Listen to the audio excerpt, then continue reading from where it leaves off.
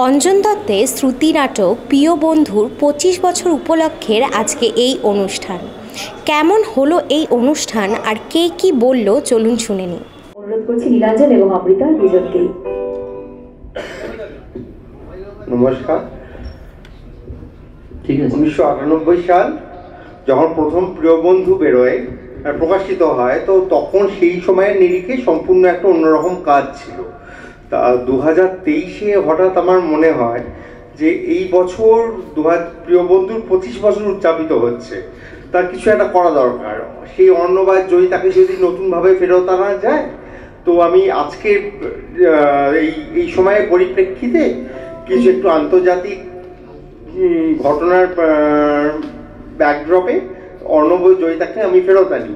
আর এই উদ্যোগে আমার সাথে সামিল হয় অমৃতাদি, মানে আমার সঙ্গেই আছেন সেই সুদূর ক্যালিফোর্নিয়া থেকে। এটি প্রকাশিত হয় পোকাটা বলে একটি ওয়েব ম্যাগাজিনে। তারপরে ফেসবুকে দেখে সঙ্গীতাদি, অমিতদা আমার সাথে যোগাযোগ করেন। তো এর অত্যন্ত সাধুবাদের সাথে আমি ওনাদের এটি করার পারমিশন দিই। তো আমরা একসাথে, এটা আমাদের সকলের কাজ, এটা আমাদের সকলের কাজ। আপনারা দেখুন, আমাদের জানান কেমন লাগলো। অসংখ্য ধন্যবাদ অমৃতা দিকে কিছু বলার জন্য। নমস্কার, খুব ভালো লাগছে আজকে সবার মাঝখানে এসে প্রিয় বন্ধু 2 নিয়ে। এবং প্রিয় বন্ধু আমাদের সবার কাছেই খুব নস্টালজিক, এবং এই মানে কাজে আমার খুব সামান্য অবদান। আমার কাজ ছিল গানগুলোকে একটু বেছে দেওয়া। ওকে, তো সেই গান বাজ থেকে মানে যেটা প্রথম মনে হয় সেটা হচ্ছে পরশ পাথরের গান, যা প্রিয় বন্ধুতে আমরা প্রথম শুনেছিলাম। এবং অবশ্যই সেই গানগুলো শ্রুতি নাটকে একটা আলাদা একটা মাত্রা যোগ করেছিল। তাই সেইটা মাথায় রেখে নতুন করে ভাবা, তাকে অতিক্রম করার কোনো জায়গা নেই, কিন্তু আমাদের বাংলার সঙ্গীত ভাণ্ডার তো বিশাল। তো সেখান থেকে গান চয়ন করা যা আজকের জেনারেশনকেও সেই স্মৃতি মেদুরতা ভাসাবে, সেইভাবে কিছু গান আমি ওকে বেছে দিয়ে নীলাঞ্জনকে। তো আজকে আপনারা 2, যার নতুন স্রষ্টা বলা যেতে পারে নীলাঞ্জন ঘোষকে। ভালোবাসা মানে আছিস গ্যালারি, ভালোবাসা মানে গোপন গোপন খেলা, ভালোবাসা মানে কান্না ভেজা চোখে, ভালোবাসা নীলখামেদের ভেলা। জয়িতা বলছেন? হ্যাঁ বলছি, আপনি কি বলছেন? যাদবপুরের সংস্কৃতিতে আপনার গান শুনেছি। আচ্ছা, আপনি কি এফএম এ গান করেন? বুলশিট।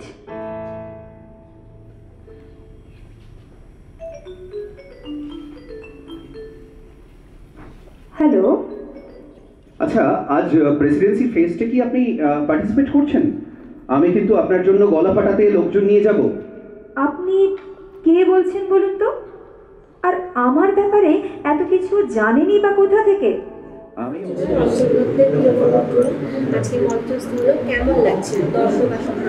হ্যাঁ, আমার তো খুবই ভালো লাগছিল। এই প্রথম আমি প্রচুর লেখালেখি করি বিভিন্ন জায়গায়, এর আগে নাটক লিখেছি, সেই নাটক মঞ্চস্থ হয়েছে, কিন্তু আমার লেখা শ্রুতি নাটক এই প্রথম মঞ্চস্থ হলো। আর তাও এমন একটা শ্রুতি নাটক যার সাথে অঞ্জন দত্তদের মতো একজন কিংবদন্তির নাম জড়িয়ে আছে।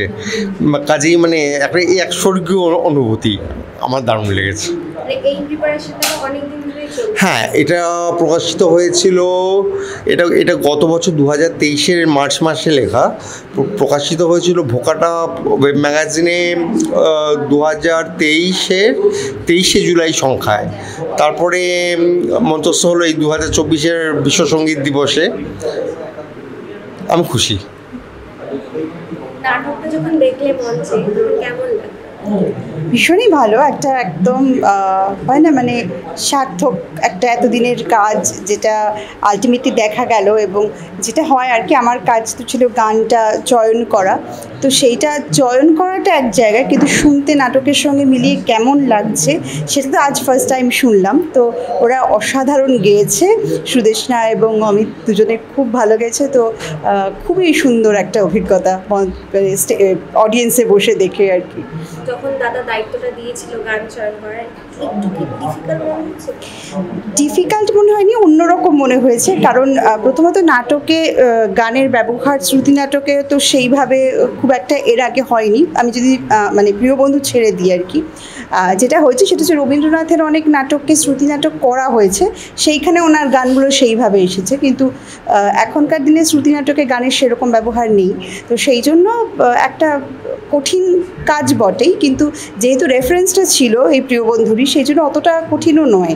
এবং যেটা মনে হয়েছিল একমাত্র যে এখনকার জেনারেশন যাতে আমরা তখন শুনে আমাদের যেটা মনে হয়েছিল এদেরও যেন সেরকমই লাগে আর কি, সেইটা যেন বজায় থাকে, সেটা ভেবেই করা। গানের মাধ্যমেই কি এই জেনারেশনকে নাটকের দিকে টেনে আনা যদি করা যায়, কারণ নাটক মানে এখনও নাটক দেখার দর্শক কতটা জানি না। মানে আমার মনে হয় নাটক, আমি নিজে বাচিক শিল্পের সঙ্গে জড়িত, এটা খুবই আক্ষেপের জায়গা যে বাচিক শিল্পেও অতটা অডিয়েন্স আসে না যতটা গানে আসে। তো এটা স্বীকার করে নেওয়া ভালো, এবং সেখান থেকেই মনে হয় যে গান থাকলে হয়তো আরও বেশি মানুষ নিশ্চয়ই শুনে, যারা গান পছন্দ করেন, এবং গানের মধ্যে দিয়ে নাটকের নিশ্চয়ই তারা ভেতরে আরও গভীরে প্রবেশ করতে পারবেন। তো সেই আশা রাখছি আর কি। এই মাল্টিপ্লেক্স সিনেমা হলের জগতে কি নাটকটা কোথাও হারিয়ে গেছে? হ্যাঁ, তা তো নাটকে দর্শক সংখ্যা কিছুটা কম হয়েছে, কিন্তু podcast, YouTube, online audio platform, এগুলো তো দর্শক তো ছিলই। যেমন আমাদের সাথে সানডে সাসপেন্স দেখি আমরা, বিভিন্ন স্পটিফাই, তারপর বাংলা নাটক, প্রচুর পডকাস্ট পাওয়া দেখি আমরা। শুনছে তো লোকে, হলে হয়তো দেখতে আসছে কি আসছে না। অনেকে নাটকের দর্শক একটা সীমিত দর্শক, নাটকটা সবার জন্যে না। মানে আমি সত্যি কথা বলতে, ছোটো মুখে বড় কথা হয়ে যাচ্ছে, বাংলা নাটকটা সত্যি কথা বলতে গেলে for the class, not for the mass. কিন্তু তা সত্ত্বেও বলবো যে বাংলা অডিও স্টোরির একটা দর্শক আছে, দর্শক তৈরি হচ্ছে, ভবিষ্যৎ প্রজন্মের কাছে আমরা নিয়ে যেতে পারছি। আমার মনে হয় প্রচার মাধ্যমেরও একটা বিশাল অবদান আছে সেক্ষেত্রে আর কি। যতটা এটা প্রচারিত হবে, এবং এই বিভিন্ন গল্প, মানে গল্প শুনতে এখনও লোকে ভালোবাসে। আমরা ছোটোবেলায় যেমন রেডিওতে শুনতাম, তো সেটাও তো শ্রুতি নাটক, সেটাও তো শুনতাম বাড়িতে বসে। এবং ওই দুপুরবেলায় যেটা হতো আর কি, ভূতের কী ছিল ওটা, শনিবারের বারবেলা, তো সেটার জন্য তো আমরা ছুটে ছুটে বাড়ি আসতাম। তো মনে হয় মানে ঠিকঠাক অডিয়েন্সের কাছে পৌঁছে দিতে পারলে শুনবেন না এমন না। তো সেটা আপনাদেরও অনেকটা মানে দায়িত্ব আছে আর কি, ঠিকঠাক পৌঁছে দেওয়ার। তো আশা করি সবাই মিলে একসঙ্গে কাজ করলে ঠিকঠাক মানুষের কাছে এখনও পৌঁছবে এবং শ্রোতারা শুনবে নিশ্চয়। আচ্ছা আচ্ছা বাবা, বেশ বেশ, রাগ করছেন কেন? আচ্ছা, আপনার নামটা বড্ড বড়, আসমা চৌধুরী জয়িতা। আমি কি আপনাকে জয়ী বলে ডাকতে পারি? জয়ী? বেশ, তো পরের আবদারটা কি? অঞ্জন দত্তের প্রিয় বন্ধু নাটকটা যখন মঞ্চস্থ করলে আমাদের তো দারুণ লেগেছে। Thank you. তোমরা যখন ওখানে বসে মঞ্চে যখন প্রেজেন্ট করলে জিনিসটা কেমন লাগছিল? প্রথম কথায় আমার তো একটু ভয় করছিল, কারণ এরকম একটা চ্যালেঞ্জিং কাজ। নীলাঞ্জন 25 বছরে যেভাবে অঞ্জন দত্তকে ট্রিবিউট জানিয়েছে, সেই লেখাটা নীলাঞ্জন আমাদের ওপর ভরসা করেছে। নীলাঞ্জন এবং অমৃতা দুজনে মিলে যে লেখাটা সম্পূর্ণ করেছে এবং আমাদের ওপর ভরসা করেছে, সেই ভরসাটার সম্মান জানানোর চেষ্টা করেছি। আমাদের করে খুব ভালো লেগেছে, মানে নিজেরা পারফর্ম করতে পেরে খুব ভালো লেগেছে, এবং নিজেদের সমস্তটা ঢেলে করবার চেষ্টা করেছি, এই আর কি। তোমার কেমন লাগছে? আমার ভীষণ ভালো লাগছিল, কারণ আমাদের বহুদিনের এটা একটা প্ল্যান, মানে গত বছর থেকে প্ল্যান করে এবছর সেটাকে এক্সিকিউট করলাম স্টেজে। তো সেই জন্য ভীষণ মনে একটা খুব আনন্দ যে হ্যাঁ করতে পেরেছি। অনেক দিন ধরে রিহার্সাল করে তারপরে যখন আজকে ফাইনালি যখন মঞ্চে করলাম, তো তখন সত্যি একটা খুব স্যাটিসফ্যাকশনও হয় যে হ্যাঁ কাজটা আমরা করতে পারলাম। কতটা ভালো কতটা মন্দ সেটা তো দর্শক বলবেন অবশ্যই, কিন্তু নিজেদের একটা কাজের জায়গাটায় আমরা খুব সৎভাবে চেষ্টা করেছি, এইটুকু বলতে পারি। হাততালি শোনা যাচ্ছিল। Thank you. আর আজকে তোমাদের দুজনকে খুবই ব্যস্ত মনে হচ্ছে। হ্যাঁ অবশ্যই, আমাদের অনুষ্ঠান চলছে। আমরা চেয়েছি, যেহেতু আমরা একটি বাচিক চর্চা কেন্দ্র এবং আমরা চাই সুস্থ সংস্কৃতির বিকাশ হোক, সেই কারণে চেয়েছি বিভিন্ন রকম মাধ্যমকে রাখতে চেয়েছি, বাচিকের বিভিন্ন মাধ্যম, কবিতা আবৃত্তি থেকে শুরু করে দৃশ্যকাব্য এবং শ্রুতি নাটক এবং নাচ ও নৃত্যের মিশেলে একটি অনুষ্ঠান একেবারে শেষে হবে, নৃত্য ও কবিতার মিশেলে। তো সেটা বিভিন্ন রকম এক্সপেরিমেন্ট একটু হচ্ছে কাজের, কারণ দর্শককে নতুন কিছু দেবার প্রয়াস আমাদের, তো সেটা যেন সার্থক হয়।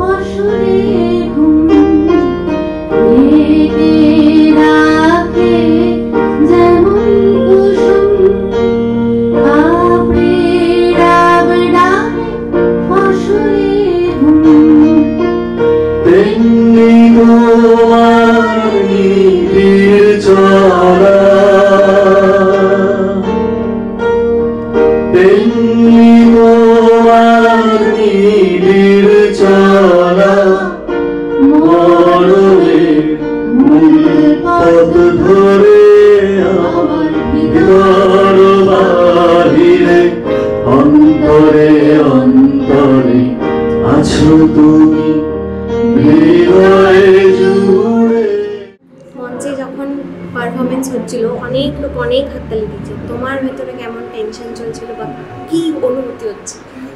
স্বাভাবিকভাবেই এরকম একটি কাজ প্রিয় বন্ধু, এবং সেটি আজকে পার্ট 2 যেটা আমরা মঞ্চস্থ করলাম, কাজের তো একটা টেনশন হয়ই, এবং আজকে আমাদের প্রথম মঞ্চায়ন ছিল এটির, সেই টেনশন ছিল, কিন্তু তা সত্ত্বেও এত মানুষ এসছেন এবং তাদের ভালো লাগাটুকুই শেষ কথা। তখন মনে হয় যে অন্তত কোথাও আমরা পরীক্ষায় পাশ করতে পারলাম। দর্শকদের কি বলবে, মানে কি গান শোনাবে? আমরা তো মঞ্চে শুনেই নিয়েছি, কিন্তু দর্শকরা তো সেটা শোনেনি, তো দর্শকদের জন্য যদি 2 লাইন কিছু শোনাতে। দর্শকদের জন্য কিছু বলার, দর্শকরা মানে এত ভালো পাশে থাকলেন সারাক্ষণ, এবং জনতা জনার্দন দর্শকরা রয়েছেন বলেই আমাদের গান, আমাদের সৃষ্টি, আমাদের শিল্প এগুলো বেঁচে আছে, ওনাদের জন্যই সব কিছু, এত আয়োজন। তা আমার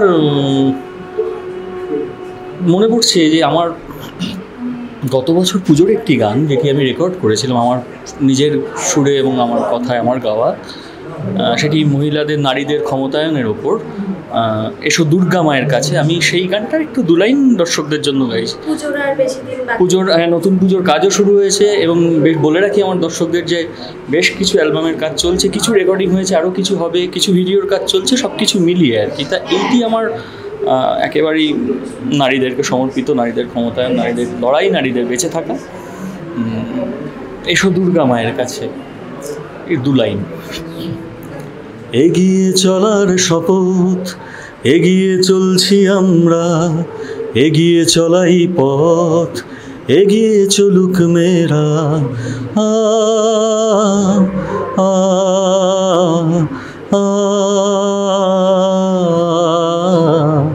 প্রতি কাজেতেই সমান, বাঁচার লড়াই সাথে, অধিকার নেওয়া বুঝে, সমাজের চোখ খুঁজে, মা বোন আর মেয়েরা বদলাতে পারে সব, বাঁচতে হবে নিজেকে, বাঁচিয়ে অনুভব, এগিয়ে চলার শপথ, এগিয়ে চলছি আমরা, এগিয়ে চলাই পথ, এগিয়ে চলুক মেয়েরা।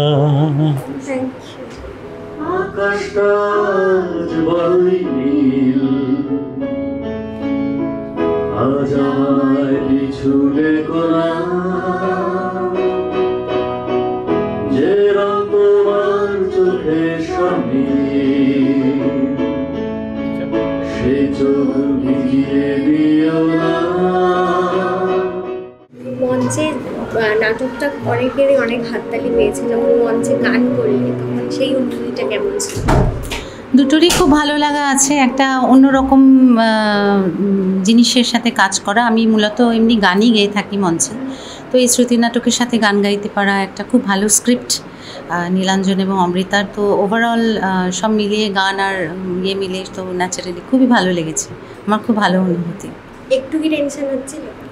দেখুন, যে কোনো কাজে টেনশন হচ্ছে, যেহেতু এটা আমি মানে একজনের ডাকে এসে করছি ন্যাচারালি, সেটা তো একটা কাজ করে, একটু টেনশন তো নিশ্চয়ই হয়, বাট ঠিক আছে, ওগুলো তো চলতেই থাকে। সেটা খুব একটা অসুবিধা হয়নি। দর্শকদের জন্য যদি তুমি কিছু শোনাতে চাও তোমার মন থেকে, কি শোনা, গান দর্শককে শোনানোর জন্য? দর্শককে শোনানোর অনেকই গান আছে, মানে এখন কি গাইতে হবে? এক লাইন যদি দর্শকদের জন্য একটু গেয়ে দাও, কারণ তোমার নাটক তোমার গান শোনার পর অনেক হাততালি হয়েছে, তো দর্শকরাও একটু শুনতে চায়। দর্শকদের জন্য গান বলতে একদম আধুনিক গান করব।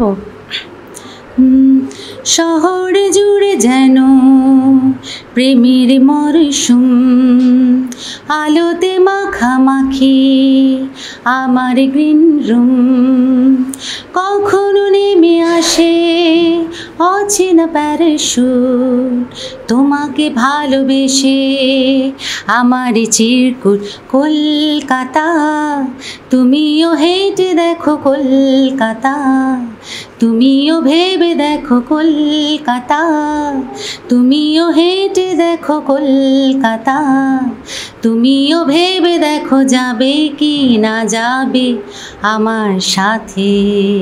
গ্রিন রুমেরই গান করলাম। Thank you. খুশির খেয়ালে পাল তুলে যেও চিরদিন, হাসির গানে শোধ করে যেও যতই স্মৃতির পথেতে